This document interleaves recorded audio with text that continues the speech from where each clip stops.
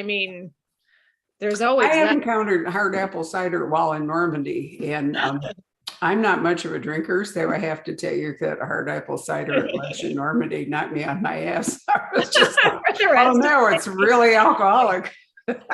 They are not messing around, and the winters there can be pretty tough, so I don't blame them. But yes, very true. So here we are with The Wicked Widow, which is chapter 3 in the history of Geneva Kelly. And Beatrice, as I understand it, never actually meant to write more than one Beatrice Kelly. I'm not Beatrice, sorry, Geneva. Jen, her name is Geneva Kelly, but somehow or other her story just doesn't seem to get finished. So we went on to a second book. Now we have a third book. There may be a fourth book, according to whatever I might have noted from you. Why are you so fascinated with this character? Well, it's not quite true that I never intended to. I just sort of never told my editor that I intended to have multiple books. I didn't want to scare her off. It was really started, I was researching a certain age. So I decided to write a book about the 1920s. So I wrote A Certain Age, this was right after the Schuyler sister book. So I wanted to kind of do something, shift gears, shift time periods, do something a little different. So I wrote A Certain Age. And it's sort of a retelling. And actually, Barbara and I, one of the reasons we bond whenever I'm out there in Scottsdale, which I hope to be able to do before too much longer, we bond about opera. Barbara and I are both big opera fans. And A Certain Age I had sort of wanted to do a retelling of Richard Strauss's opera Der Rosenkavalier, set in 1920s Manhattan. I thought that a lot of the themes in that opera would play well in the 1920s, because the lovely thing about human history is that we keep repeating ourselves, and many of these themes find new life in new generations. But as I was doing the research for that book, I just became really fascinated with Prohibition, which is obviously you need to study it if you're going to understand the 1920s, but it is kind of its own subject. I mean, it's such a big thing, from sort of the legal aspects of it, to the enforcement, to just the experience of the everyday person, to obviously the lawbreakers, the guys who are out there bringing booze to a thirsty American public. So all these things were sort of whirling in my head, and I was going through Western Maryland on my way to a book tour event, and I passed through this town, and amid a fair amount of rural poverty, there was this town that was clearly, it was a little shabby. It was definitely not in its heyday, but you could see that its heyday had been quite grand. Lots of beautiful stone buildings, sidewalks. So I got to the bookstore and asked the bookstore manager, and she said, "Oh, that was all built from bootlegging money during Prohibition." And of course, as you can imagine, my writer bells started ringing. But I knew that if I was going to write about Prohibition, it's such a big subject and it covers so many years. That if I were going to do it, I was sort of already envisioning a series. And I thought about this young woman who came down from a poor region in the Appalachians to start a new life in New York. And then, of course, her past catches up to her when a prohibition agent enlists her help to crack a bootlegging ring that is centered in her old hometown, run by her stepfather. So that was kind of the genesis of Jen Kelly. My editor was sort of the one who threw in the idea for the modern day narrative that runs alongside it, partly because I also wanted to return to my Schuylers. I had so many readers who wanted to know more about what happened to the three Schuyler sisters after the 1960s. So I thought, well, why not form an epilogue, form a parallel narrative, and then eventually connect the stories of Jen Kelly and Ella Domark as we realize the Schuylers have a role to play, as well as many of my other families that I have created in the course of my standalone books, as well as this series. So yes, I have I think I initially envisioned 2, maybe 3 books, but these cliffhangers just happened at the end of The Wicked Widow. So I think I'm going to have to write a 4th. I'm certainly getting a lot of communication from readers that they want a 4th. So I hope my editor is listening. Oh, I hope so too. So the first one's called The Wicked Widow, and the second one's called The Wicked Redhead, meaning Jen. And now we are into The Wicked Widow. Did I say Wicked City? Did I get it Oh right? yeah, Wicked sorry, City, Wicked Wicked City. Redhead, Yes, Wicked yeah. Widow. Right. So, I mean, wicked, it's, it's kind of a nice word to keep using as we move along. And the good news is that you can inch your way through the 20s, because if you're writing historicals, you don't have to write them in real time because it's already passed. So you can do, month to month or whatever you feel like in the 1920s. But Jen Exactly. has certainly come along. One of the things I think is interesting, and I really noted it, Beatrice, in reading this, is you have a very different voice for Jen Kelly than Yes. you do for Ella in the modern thing. So in addition to the helpful chapter headings, so the reader is not, excuse me, lost as to what point of view we're in, it really is a very different voice. So did the Jen Kelly voice come naturally to you, or did you have to develop it? It was a little both. I knew from the beginning that she was going to have a very unusual upbringing. So she grows up in rural Appalachia, but she goes off to a convent for her education. So she does sort of, learn a different way of speaking there. And so she's a bit of a chameleon. She speaks one way when she's with, the home folks. She speaks another way when she is with her New York friends, and kind of a combination of both when she's relaxed, when she's with people she really trusts. So I sort of knew, I would say the rhythm and the cadence came very naturally. I did do a lot of research into not just sort of Appalachian modes of speech in the current day, but also I had to kind of go back into the past. I mean, how were people speaking back in the 1920s? So I did do a lot of research. I found sort of old YouTube videos of old film of people in the 1920s, that kind of thing, that really kind of helped me sort of go from the page with the sort of phonetic descriptions of dialect to like how people actually spoke. So it was a combination of that. But then once I sort of found her voice, and it was funny, once I started writing her, the voice just kind of, it was right there. I don't know where I was able to access it from, but it was right there. And every time I return to this character, it's just like when you learn a language and you can just slip back into that language. She is such a vibrant character. There are some characters you need to really write a long time before you feel like you know them. But I really felt like I knew Jen from the beginning. I got what made her tick. The fact that she exists, as a lot of my characters do, but particularly this one, in a liminal space between two different worlds. And that creates so many different layers in a character.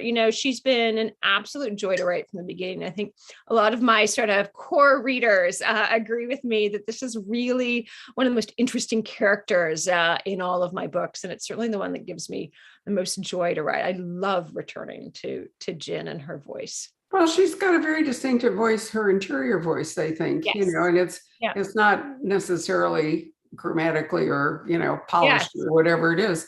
But as she's upscaling her life, as we say, her exterior voice, her conversation has to kind of go up. And so you do a good job, I think, tick-tocking back and forth. Well, it's a bit like modern art. You kind of have to know what the rules are in order to break them. So, I love playing around with the grammar and the usage and the syntax with Jen. I mean, knowing what, constitutes the correct mode of writing and speaking, to play around with that, to kind of turn the words around.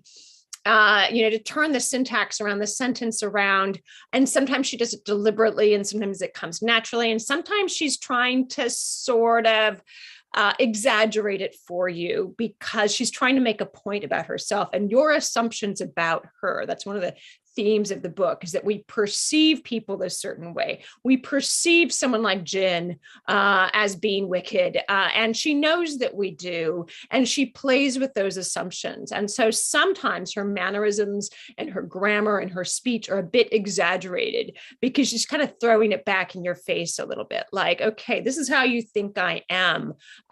Here it is. Here's what you want from me. And playing around with that is really what gives Jen and the scenes with Jin, that texture that that to me at least makes her such a real character, real person in my own head.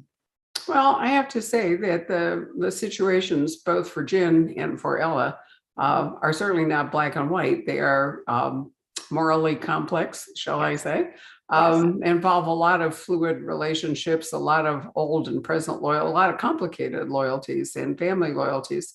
But the thing that binds them in this book is really the family hardcastle. The old man, Lewis, I think his name is, who was the principal bootlegger, the sort of patriarch of this bootlegging dynasty, and then the modern one. And honestly, it's the Kennedys. I mean, you can barely. You have to be. You'd really have to be unaware not to recognize the Kennedys in this, because in the modern story, Frank Hardcastle, a descendant that wants to run for president. He's kind of a golden boy, but you know that there's some really difficult family history because there's an aunt called Julia who has a long-standing grudge, shall we say, against the Hardcastles. But the matriarch of the Hardcastles had at least 8 children, and so there we are. I have a really great story to tell you that you're going to truly love. I love your stories. Well, this one is just, it's so perfect for this book. I laughed all the way through when I did it. Some years ago, my husband and I did a round trip across the North Atlantic and back, from up through Canada and across over to Norway and down to France and then up around Ireland and then back. And on our way back from France, we stopped offshore Canada. There are 2 little islands called Saint-Pierre and Miquelon. And they actually are French, even though they are just offshore of Eastern Canada. They are part of the province of Brittany. And at one point, they had their own archbishop, the whole bit. So very French. So during the Prohibition era, they were French. Canada was Canada. The United States was the United States, and everybody had different laws about the consumption of liquor. The French, unsurprisingly, never bought into Prohibition. I mean, why would they? So we land on these 2 little islands. It's a day trip off the ship, and we observe that there are these wooden buildings everywhere. But we look around on these 2 islands, and they are like barren. There is not a tree to be seen anywhere. And so we're going, what happened here? How did they manage to build all these wooden structures and so forth? Because you'd think they'd be stone, right? Or possibly brick or something, but definitely not wood. So I'm an inquiring mind. So we went to the little museum. I said, how come all the buildings are made out of wood? You don't have any trees. And they said, well, it was Prohibition. They said what happened was that Joe Kennedy used Saint-Pierre-Miquelon as the apex of his Prohibition rum running. And so the Canadians would bring the liquor in wooden cases to these 2 little islands, and they would break up the wooden cases and they would load all the liquor onto Joe Kennedy's boat so he could run it down to Boston. And so there was all this wood lying around. And the natives said, well, we might as well use it. The free and wood. Then they treated us to a whole dissertation about Joe Kennedy and his bootlegging rum running operation from these 2 French islands supplied by the Canadians. I think it was probably the Bronfmans, in fact, that Bronfmans as well. And you will not surprise you, Barbara, that in fact, that whole sort of triangulation of Canada sort of laundering its liquor through French-owned Saint-Pierre was, in fact, that sort of formed a lot of the sort of the backbone of the plot in The Wicked Redhead, which dealt with which dealt with that the rum running operations on the high seas. I found it so fascinating that here were these tiny little nothing islands that suddenly became wealthy boom towns as a result of Prohibition and these liquor laws, and just the unique status of being able to essentially, like launder your liquor through, so that the Canadians could, launder it through Saint-Pierre to get it to to the US. And, when the Hardcastles, I sort of created this family when I was writing Tiny Little Thing. And the difference, obviously, is they are Protestant, not Catholic, but it's kind of the same idea. And so I always knew, at the sort of the end of Tiny Little Thing, there's this question mark. We know that the Hardcastle wealth is kind of shrouded in secrecy and possible, rum dealings, literally. And we know that the Hardcastles back in the day did some terrible things. It's sort of part of the plot, and but we don't know exactly what. So I was like, okay, that was one of those things that I had shelved to deal with later. And I knew that, once I was dealing in Prohibition with the Wicked City, that at some point that was all going to come together. So everyone who loved Tiny Little Thing, like, oh, when do we hear more about Tiny and Caspian and the Hardcastles? I was like, just wait, I've got it all planned out, and so here we are, and finding out exactly what the Hardcastles were up to in the first half of the century. And yes, I was sort of definitely inspired by, people like the Kennedys and the Bronfmans, who had this source of wealth back in the early days that would certainly not pass muster today. So, it was fascinating to do the research on that, and how the later generations sort of, whitewash or greenwash, I think is the term, the sources of the family money. And then all of a sudden you end up being these very, important socially and politically families. So, but, Aunt Julie is my secret keeper. She knows where all the skeletons lurk in all the closets. So, there's Aunt Julie off in her retirement home out in the end of Long Island, causing trouble and stirring the pot, which is my favorite thing to have her do. Well, she lives to a long age, which is a good thing, because somebody needs a memory of what it was like then. But, it's so interesting. I grew up just north of Evanston, Illinois, which was the headquarters of the Women's Temperance Union, and the women who really, intended to do a good thing. They really hated the demon rum. And they thought that Prohibition was somehow going to make us all better. And they never understood the fallout. Well, I mean, who would have guessed about the wooden houses on St. Pierre-Miquelon, which I think is hilarious. But nonetheless, they didn't understand that they were opening the door really to crime. And, they brought in the mafia, they brought in the Chicago gangs, they enabled— all had its start back in Prohibition. Yeah, it really did. And so in attempting to legislate what they thought would be something good and morally right and, helpful for society, instead they opened the door to a lot of really black things, evil deeds and so forth, some of which are still with us. And, the war on drugs is really not any different. We have a parallel.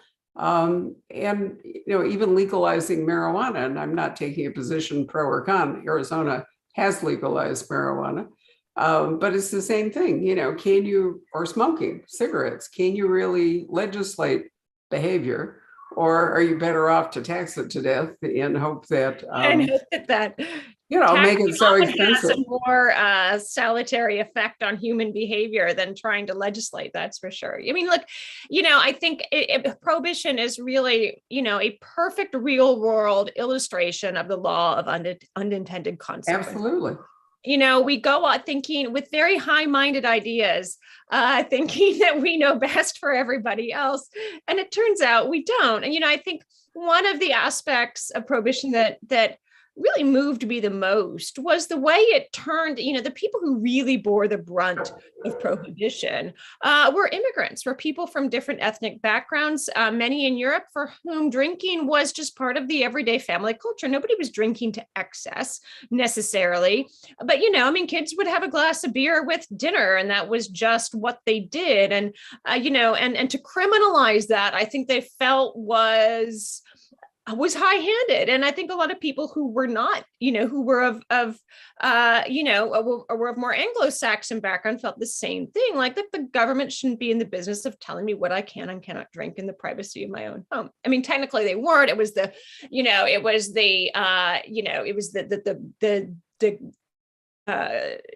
creation and sale and transportation of alcohol technically that was prohibited.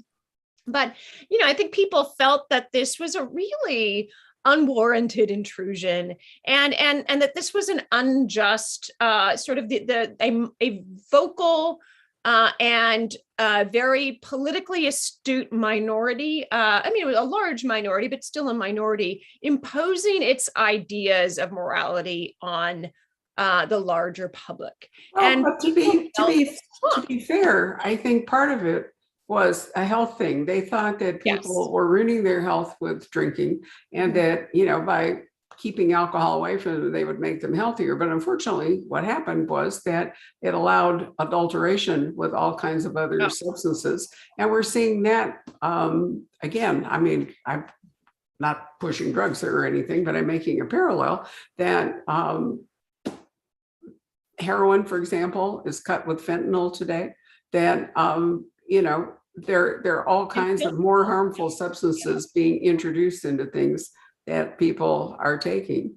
And the same was true with what we call bathtub gin. People could go blind, people could have all kinds of major health disasters and die even from the kind of unsupervised and unregulated distillation that went on during Prohibition. So, Yeah, one of the things that I, as again, doing all this research on Prohibition, and there absolutely were very unscrupulous people, because once you put alcohol into the realm of illegality, you have people who are willing to break the law in order to make a buck. And some of those people have a certain code of honor.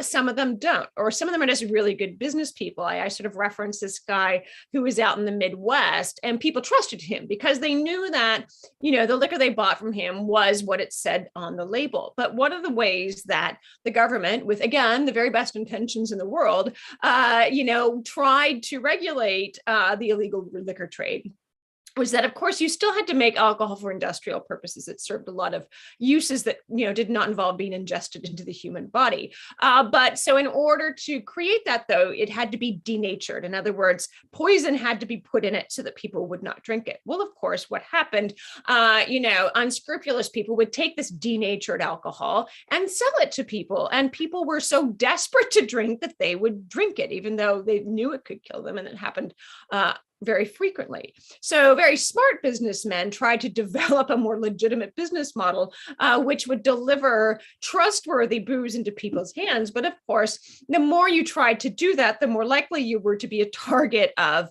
the Prohibition Bureau. So they were sort of stamping out the guys who at least had, a code of professional ethics, if for business reasons, if for nothing else. And then you end up with just purely the unscrupulous people. So again, unintended consequences. And, I certainly, in the course of writing this book, I was not trying to draw that parallel, the war on drugs now, because obviously if you're going to be dealing with unintended consequences, everything has an unintended consequence. Whenever you create a law, there's going to be, an opposite reaction. And so you have to ask yourself as a legislator, as a member of the public voting for legislators who are creating laws, is the likely outcome, is sort of the cure going to be worse than the disease itself? Are these unintended consequences things we can live with for the greater benefit of this law that is being enacted, or is it just not worth it? And of course, that is what we figured out 11 or 12 years later, that Prohibition was just not worth it. And, here we are today. Well, here we are. Actually, the safest liquor was the moonshine made in Appalachia. But the real reason that we brought this up, they were drinking it themselves. So, they didn't want to kill themselves. So, very true. But the reason I brought it up was that in order to pursue the Hardcastles, which are, their actions are among the core issues in this novel, we have to give you a background as to why, in fact, they have a shrouded history. All of which is not, I have to say, revealed in this book. But anyway, so what's really going on, though, in part, are these two really interesting romances, one involving gin and Beatrice can tell us, Anson, who was a scion of a family and also in Prohibition law enforcement.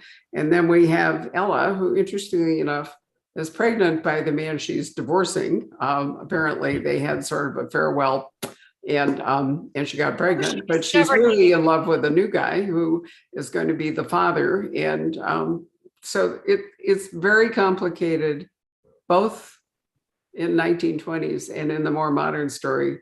It's extremely complicated. So how do you think all that up? I mean, those are really tortured relationships in lots of ways, although hugely loving and fascinating to read about. Mm-hmm.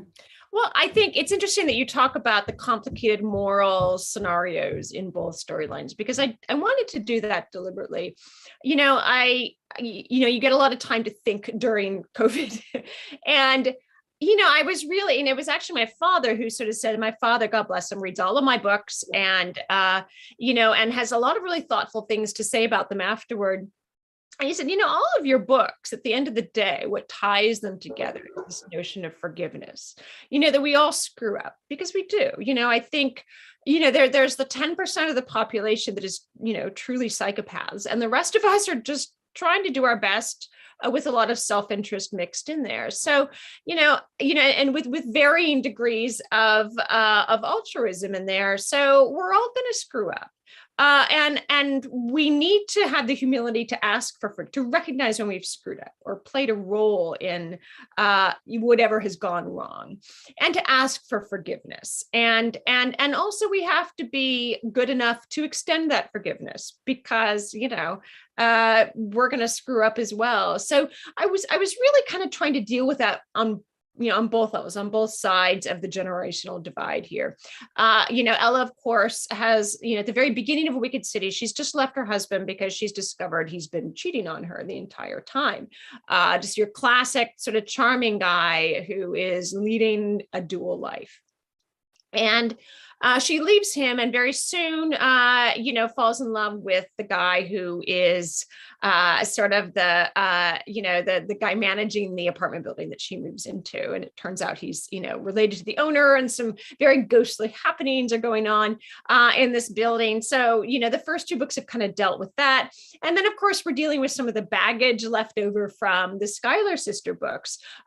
Pepper, Schuyler, is, of course, Ella's mother. And we realize, if you're sort of an attentive reader of the earlier books, that Ella must, of course, be the baby that Pepper was pregnant with during Along the Infinite Sea, and indeed part of Tiny Little Thing. So we know that Ella is kind of in the same situation as her baby, that the father of the child is not the guy who's going to be raising the child. So we see sort of history repeating itself. And so Ella's, dealing with the past as she's dealing with the present. How does she forgive her mother and her parents for keeping this secret from her, for letting it happen to begin with? How does she apply those lessons to what's going on in her own life? Oh, yes. And deal with the fact that Aunt Julie wants her to uncover this, generations long, conspiracy to do with the Hardcastles. So Ella's got a lot on her plate, and again, Jin as well, she has been through so much, and she's finally allowed herself to trust this man. But the problem is, he is kind of cheating on her a bit too, in the sense that, his job and his sort of calling, this need he has to see justice done, means that he is going to be leaving Jin and doing this thing that he thinks is right. So, it's all about that sense of loyalty, and what do we owe loyalty to, and how much do we give people the freedom to to do the things that they think are right, to make these choices that are impossible choices. You see something wrong, you see people suffering, you see an injustice, and you want to address that, but you also owe loyalty to the person that you love.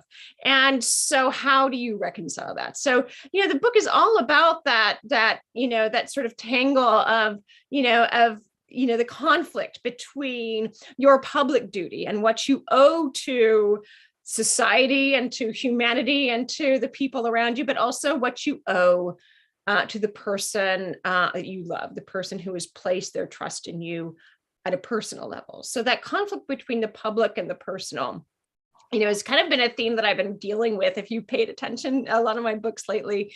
And it really kind of comes into high relief in this book. And how do you resolve that? Can you resolve that? How do you forgive somebody who has chosen, chosen the path that is not, the most favorable option for you?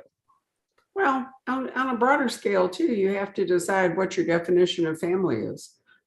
Because these are not, as the families turn out, they're not entirely conventional, since the children are fathered by one person and raised by another. How does everybody deal with that? What sort of, family gathering are you going to have at Christmas, for example? How's Ella going to deal with the baby and Hector, and then the baby's father, Patrick? And there's a very good scene in the book where Ella and Patrick talk about how they're going to manage that, or how she talks about how she's going to manage that. And it gives you, because there's so many fluid family structures today, let's say, that this plays right into that. There's also a question for Ella, which you didn't raise, about Patrick. Not only was cheating on her with women, but he may have been involved in something more complicated at the office. And she's an accountant. So in her background in accountancy, she may have noticed something very telling.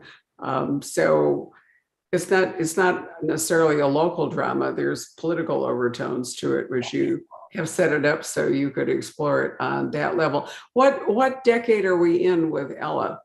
It's the 1990s. It was 1998. So Aunt Julie, I've sort of mentioned this in previous talks, she is a little bit based on a real life Aunt Julie, who was the aunt of the great aunt of my husband. So my mother-in-law's aunt, her mother's sister. And she was kind of everything as advertised. She had a one name reference in the post. She was just Julie. If you sort of can dig up old editions of the New York Post, when she got married, it was Julie Weds. It was, she was definitely somebody who was known in social circles. She was an absolute, social butterfly. She was dating Ty Cobb. She would sneak out of the family. And by the way, that family mansion was actually, the model for the mansion we used in The Forgotten Room is the basis for that mystery. So she was actually sneaking out and going and dating these guys in the 1920s. She was a total flapper. But what was interesting to me, she ended up making a very conventional marriage. And she ended up actually very unhappy. Her husband was a philanderer. And there is an episode in Our Woman in Moscow that is actually taken from something that happened to Aunt Julie. She and her husband were out at a party. The nanny called saying the child has a stomach ache, and she said, well, just deal with it. It turned out the child had appendicitis. This is before antibiotics, and the child unfortunately passed away. So she lived with that guilt as well. So she had a lot of tragedy. She made a lot of mistakes. She's not my Aunt Julie is not a carbon copy, but I just found it interesting that having had such an unconventional, time as a single person, once she married again, she wasn't going to give up the status that her background had conferred on her. And Julie my Julie's kind of the same way. So she is rebellious in many ways, but she's also the keeper of the family secrets. She is, kind of the one who makes sure that the family's interests come first. And so that's one of the reasons why the situation with the Hardcastles. And I guess actually, for those of you who haven't yet read The Wicked Widow, in the very first scene of the book, we find out that, Frank Hardcastle, this is Tiny's ex-husband from Tiny Little Thing. It's now, 30 years later, and he's running for president. And so that's what sort of sets Aunt Julie off. Like, this family can never occupy the White House. I know what they did. So that's what kind of sets that off. So, but what is great about Aunt Julie is that, she is kind of complicated. She's right, but she's also sort of wrong, because, we're led to believe that Frank Hardcastle himself, his hands are the family has kept his hands clean. He might actually make a pretty good president for all we know. So, is what she is doing right at all? And Patrick, from the beginning of The Wicked City, we absolutely hate this guy. I mean, I just made that episode where, where Ella discovers he's been cheating on her. I deliberately made it as visceral as possible.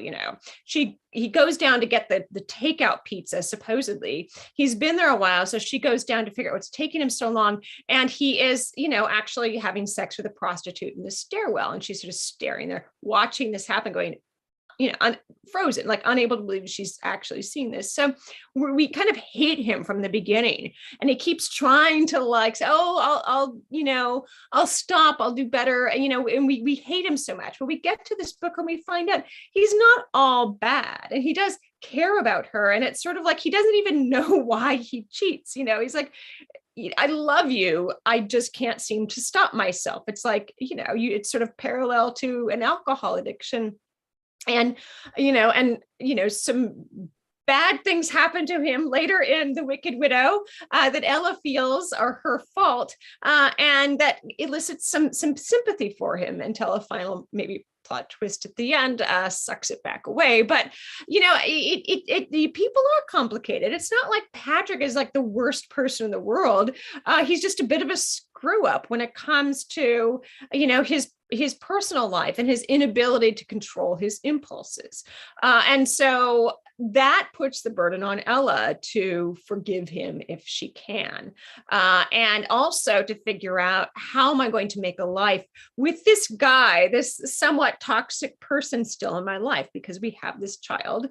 And, unless, Patrick commits murder or something, this child has a right to know and have a relationship with the biological father. So how do you resolve that? There is no easy answer. And I don't think I'm going to paint it ever by the end neatly tied up with a bow, because we know it's not going to be neatly tied up with a bow.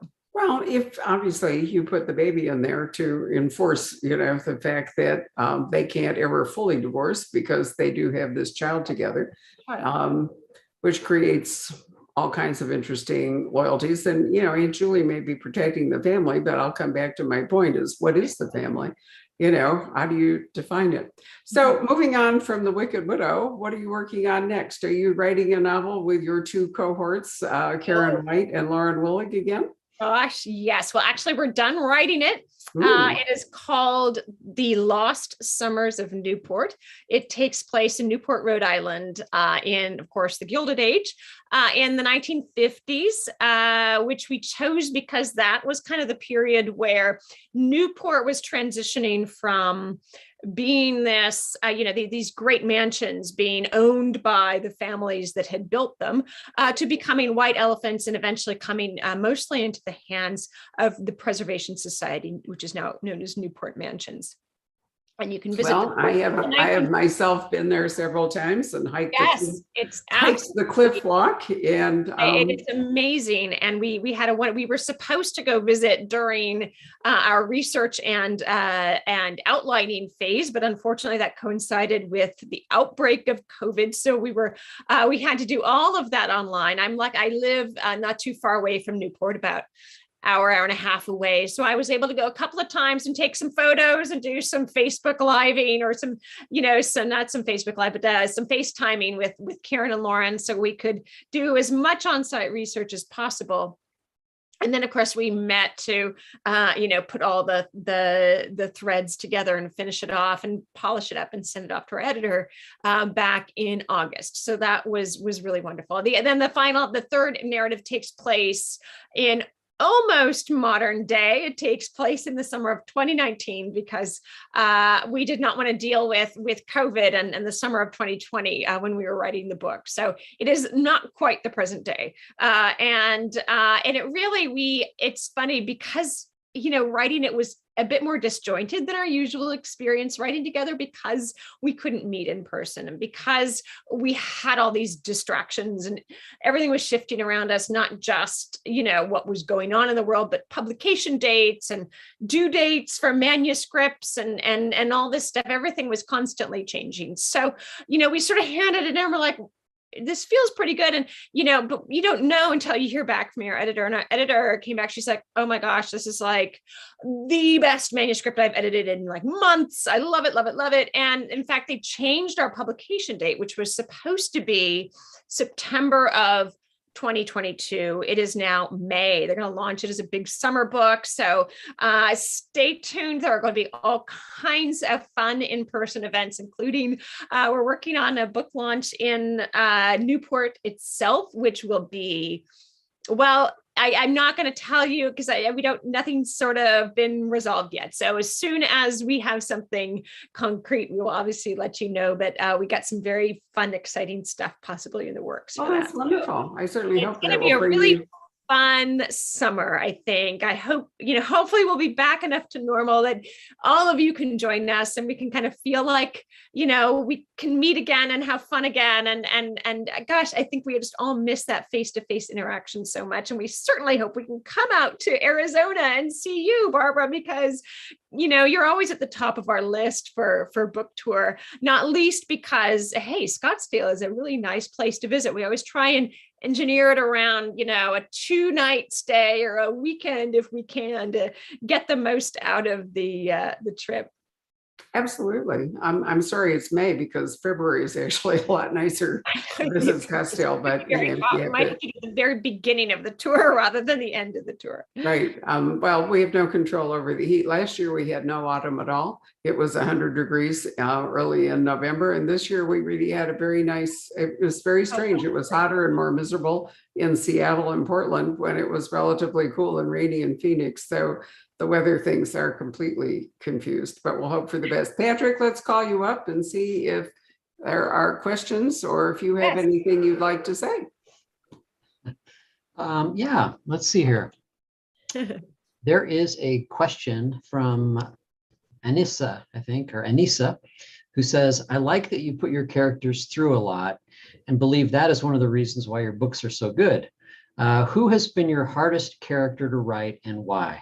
Ooh, great question. Oh, golly. The hardest character to write is always the one I'm writing right now.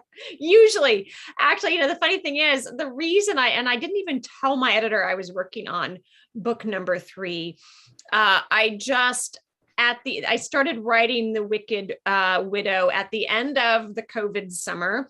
I was definitely I was in a funk, I'm not afraid to admit it. It had been a very tough summer. It had been hard to get the word out about this book that I adored. Her Last Flight was, it had been a while since I really just connected with the book at such a deep level. And to be unable to, get out there and get the word out. And there were so many distractions. And I knew that my little book was very small in the grand scheme of things that summer. It was tough.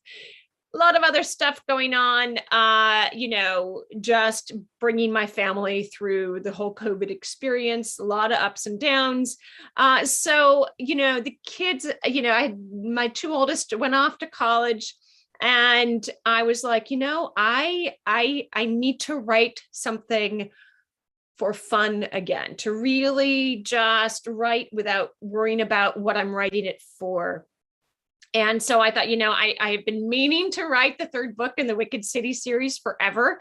We kind of shelved it for a while because it doesn't fit neatly into the summer book mold, right? So I thought, I'm just going to write this thing. And I'll tell you, it absolutely turned everything around for me.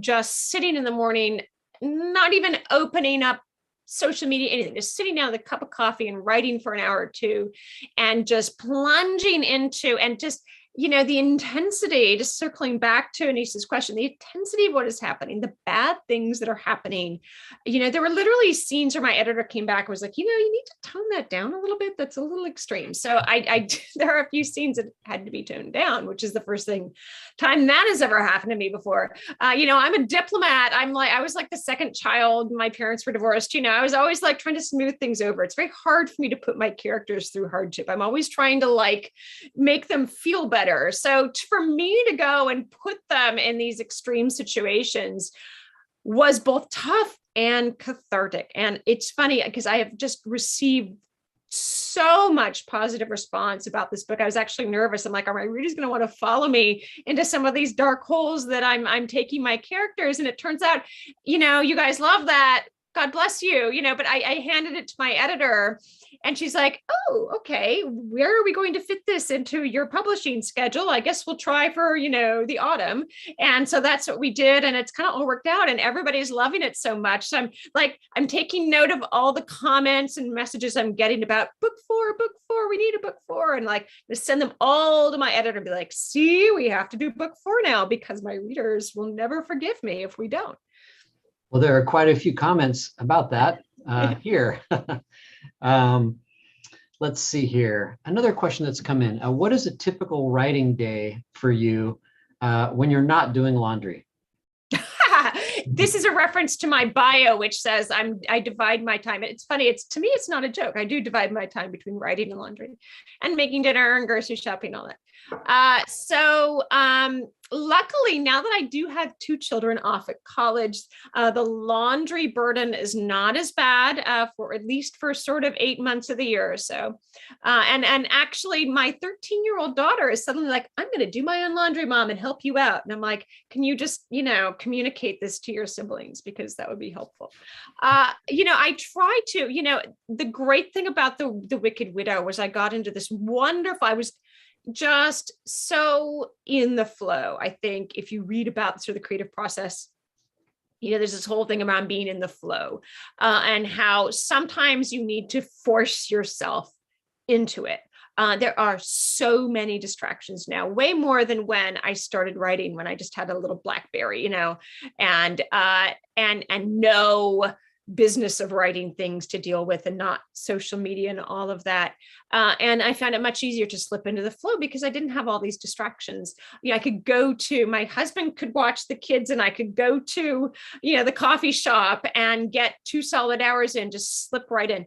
Now it's harder, with the Wicked Widow, it was easier because I just got into this wonderful habit and I had so much joy writing it. And I deliberately, because there was just all this kind of negative stuff out there that I didn't want to deal with. So it was very easy to be like, my phone is going in the other room.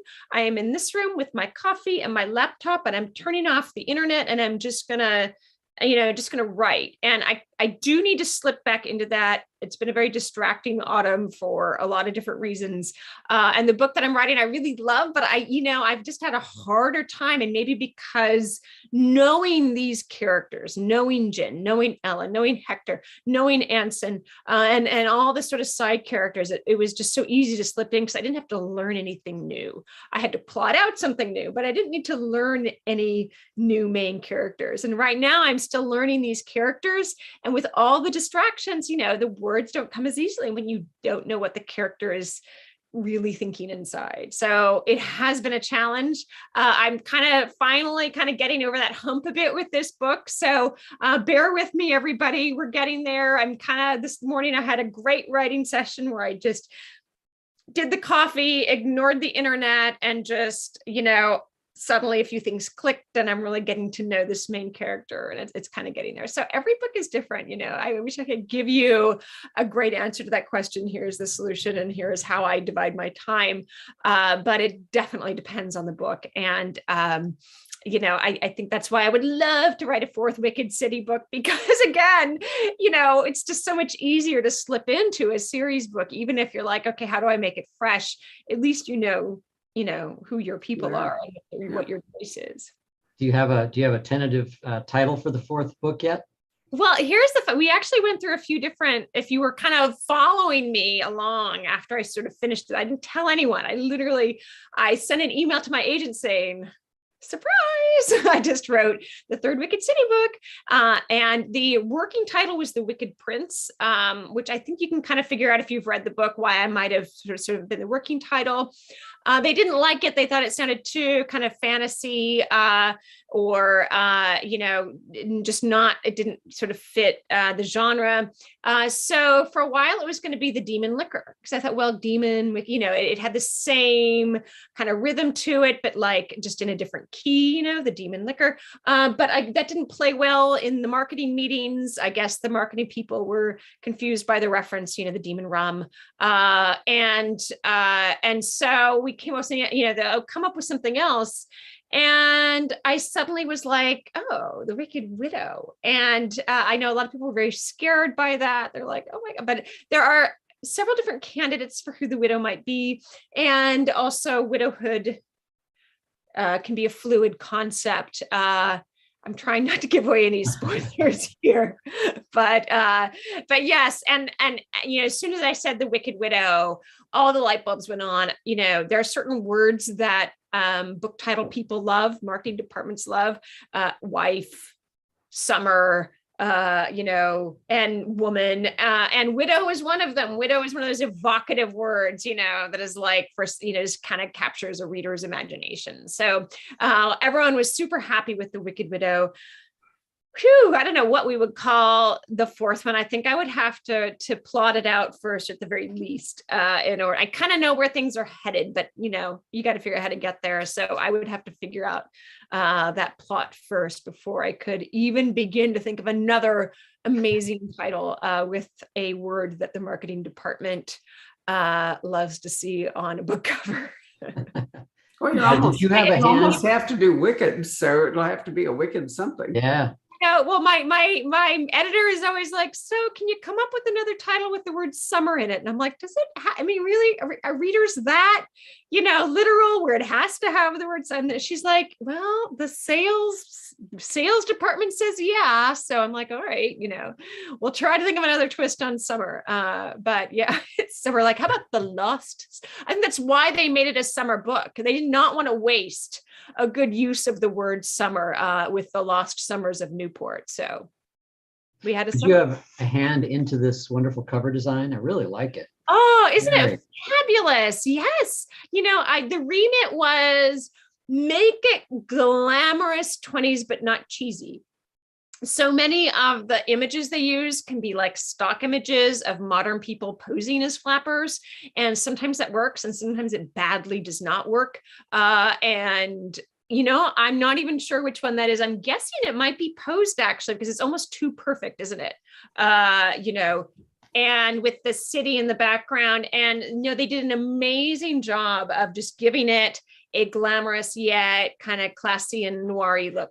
So yes, kudos to the amazing design team. And hopefully if we do a fourth, we can capture that same look as well. Different, but the same, as they like to say. One of our viewers just tuned in with the obvious answer, which is Wicked Summer. The Wicked Summer. There we go. Exactly. I don't know. The problem is, I think the challenge with this book has always been that it does not fit into the summer book mold. So, I'm not sure if I'd be too much of a genre smash up there trying to, although actually there are some beachy scenes there at the end of The Wicked Widow. So I don't know, maybe it can be done. Wicked Winter would be nice, but it's too close to Wicked. Too close to Wicked August. I think Wicked August could actually work very well. Yeah. I kind of like that. I've always thought that a great book title for me, given 100 summers, what if I did 100 winters or The Winter Wives, right? Silence. No. Okay. All right. The Winter Wives. The Winter Wives. Right, we had the Wicked Winter Wives. The Wicked Winter Wives. There you go. Little alliteration. We have a lot of fun. The Orphan Wicked Winter Widows on the Train or something like that, so we could really capture it all. Love it. Anything else, Patrick? Yeah. I love these kind of pun titles too. Sometimes you just get a little fed up. And actually, that was how we came up with the Summer Wives, because they were like, no, we need summer. We need something that has really good words in it. And I was like, how about the Summer Wives? You know, that's like, you love wives, you love summer. And they're like, actually, that's perfect. And I said, well, I guess, yeah, I mean, they're kind of like, okay, yeah, we can make it work. So I had a very intellectual answer when people asked me, so why is it called the Summer Wives? Like, you know, it was like, well, you know, because these women, you had one, you know, it was, yeah, we have quite a tradition out here. You could look at it a certain way and it fit. Yes. Yeah. There was a tradition of that here in Phoenix too, in early Phoenix, of the Summer Wives. Yes. Yeah, absolutely. Let's see. Pat says or asks, were you a reader before you were a writer? And I just lost it. Okay, favorite authors and influences. And at what age did you begin writing? Oh gosh, I was absolutely always a reader. My mother taught me to read at a very young age. It was kind of a fad thing to do. And so she did, and I was kind of off and running from there. I was very much into the childhood classic series, you know, Little House on the Prairie, you know, the Wizard of Oz books, the Black Stallion books, you know, I mean, Anne of Green Gables, all the classics. And then my father, who's actually British, sort of drew me into the sort of the 19th century canon. So I read all of those as I moved into the teen years, obviously Austen.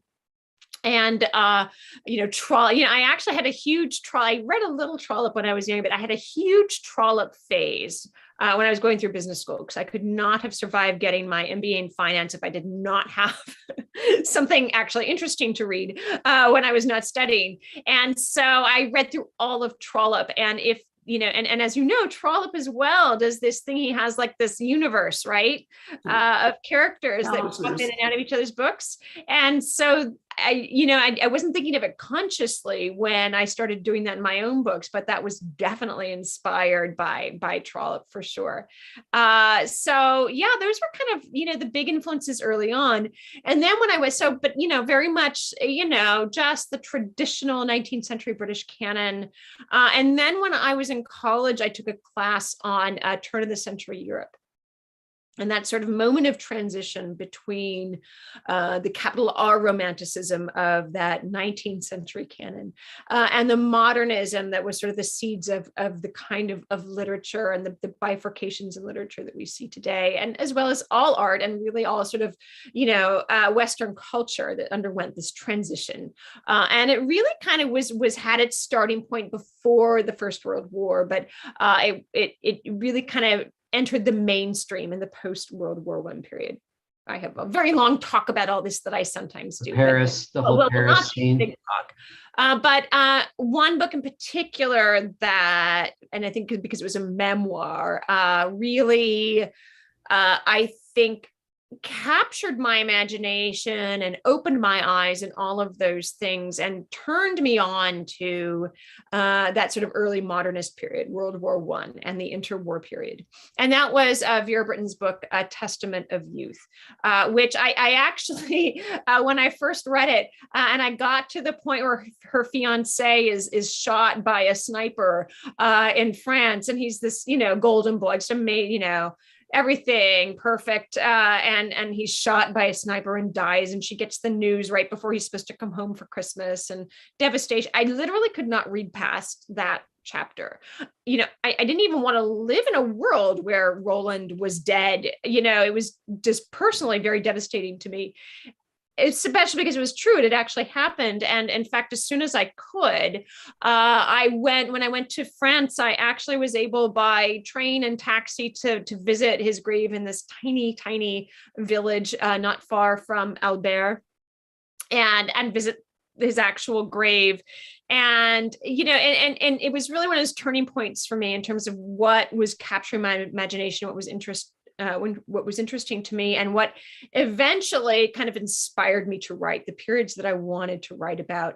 And so that book, and at first I eventually did read all the way through. I was able to get over my grief over Roland and continue, much like Vera herself in her own life. But that was really, you know, for me, if there's one book that set me on the course that I ended up writing on today. And of course, I was, getting back to the writing question. I was always a scribbler as a child, constantly writing stories. But like I said, my problem was I had no problem. I couldn't give my characters problems. So what I used to write was very, very boring. And it sort of took me getting older and learning that strife was not permanent. And, you had to work through strife and it was not a death sentence. And to really kind of understand that conflict is the core of narrative. But actually, I cannot go through influences without mentioning Patrick O'Brian, although that does bring us back to the 19th century. But Patrick O'Brian himself was more contemporary. He wrote in the 60s and 70s and 80s and 90s. But his books about his historical novels about the Great Britain during the Napoleonic era, particularly the British Navy, and it sort of follows a 20 novel long friendship between a frigate captain and his ship surgeon, who is a naturalist, but also turns out is a spy for the British intelligence services. And it's just so brilliantly written, so smart and lyrical, and a perfect illustration of how, in my view, historical fiction should be written, which is without judgment and without a sense of being a contemporary looking back on a historical period. It's obviously not written in the voice of somebody writing in the early 19th century. It's not Jane Austen. It is a contemporary author, but it so perfectly captures the sense and the texture of life in that period and on a British sailing ship and around the world without ever lecturing to you about the period. You just understand it by the setting, what surrounds the characters, the way they talk, the way they act, what they do, the way they think. It is a total immersion experience. And that is what I've always tried to do in my own books, is not to explain the history, but to simply immerse you in, in the sense of what it was like to be a human being in a particular historical period. So Patrick O'Brian, I guess, would be my big influence for, how to write historical fiction, even though I do not in any way pretend to be an imitator of his, but just that ability to, without judgment, without the sort of skewering perspective of, the contemporary looking back on the past, to just accept it as it is, and to create that immersive experience for the reader, I think, is what I've always aspired to do with my own fiction. Well, on that note, Beatriz. Yeah. Sorry, I am known for giving very long-winded responses. No, it's fascinating, but I think it's a perfect note to end on, unless there's some question that is so pressing that the only other thing is, can you repeat the name of the Vera Brittain memoir? Oh, yes. It's called Testament of Youth. It's been actually made into a movie. I have opinions about the movie. But I think if you it's certainly worth seeing if you read the book and become as sort of obsessed with it as I was. Certainly worth seeing. There's also a BBC series from way back during the 1970s, during that sort of feminist rediscovery of Vera Brittain.